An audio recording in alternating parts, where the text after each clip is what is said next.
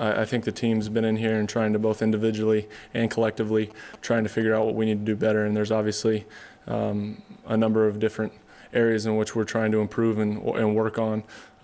Again, though, when you look at the season as a whole, we know that we've got a big game coming up this week against the San Diego Chargers, and we're doing everything within our power to get ready for that game because we know it's a division opponent. And again, it's only 2 games into the season, and we know that we have an opportunity to hopefully make some strides in our division this week. How do you lost on a weapon, obviously, on Sunday. How much do you feel now that the pressure sort of shifted onto you to make things happen? I mean, one of the league's better rushers is out. One of the promising young tight end is out.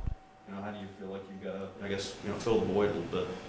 Well, I think if you play the quarterback position on any team, I mean, you feel the pressure week in and week out with players, or even if you lose some players, And unfortunately, we lost a great player in Jamal, but that just is going to mean that somebody else is going to have to step up within that group, and also going to have to mean that everybody else is going to have to raise their level of play, including myself. How do you balance, I guess, the temptation of doing as much as you can but not trying too hard and thereby kind of making mistakes? Todd was talking about that a little bit earlier. How do you sort of fight that as best you can? That's a good question. I mean, as a quarterback, there's a fine line between taking risks and then not playing smart. And you always want to try to play within the offense, but at the same time, you don't want to be afraid to take chances. And so, again, there's some times where it works out great, and then there's other times when you take a risk and it's not very smart. But you always try to maintain that consistency of staying within the offense, within yourself, and playing to what the coaches want you to do. Matt, there's probably no simple answer for this, but you guys were a pretty good offensive team for most of last year. How do you explain what's happened in the first 2 games, at least, of this season? Well, it's hard to explain, and I think the number one thing that we haven't done this year that we did last year was take care of the football. And it starts with me. It starts with anybody that's handling the football. We've had a number of different turnovers, and in this league, it's a turnover-driven league. And if you're in the minus turnover column at the end of the day, more than likely you're going to end up with an L at the end of the day. So we just need to improve that, and I think that alone will help this offense and help us improve.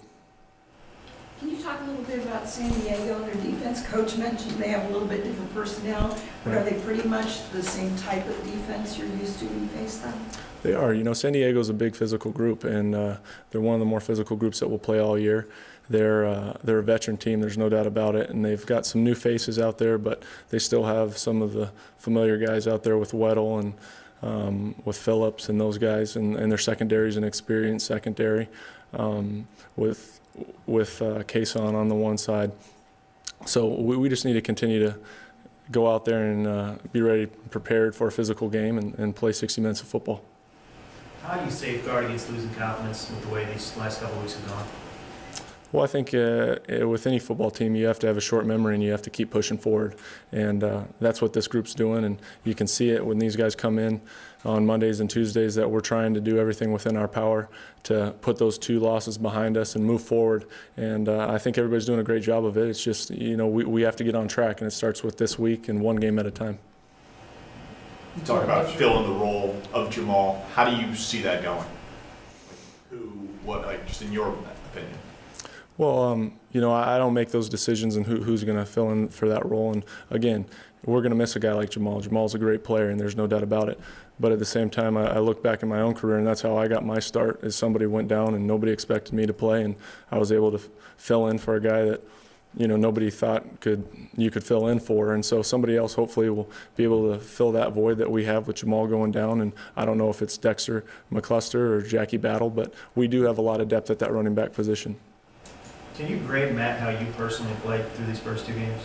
Well, I don't want to get into specifics or anything like that. I think that, you do some good things, you do some bad things that you want to correct and work on, and that's part of football. And I think that it's really more of a collective effort that what we're trying to concentrate on right now, because it's not any one area or any specific area that this team needs to work on. We need to fix a lot of different things, and we're working to do that.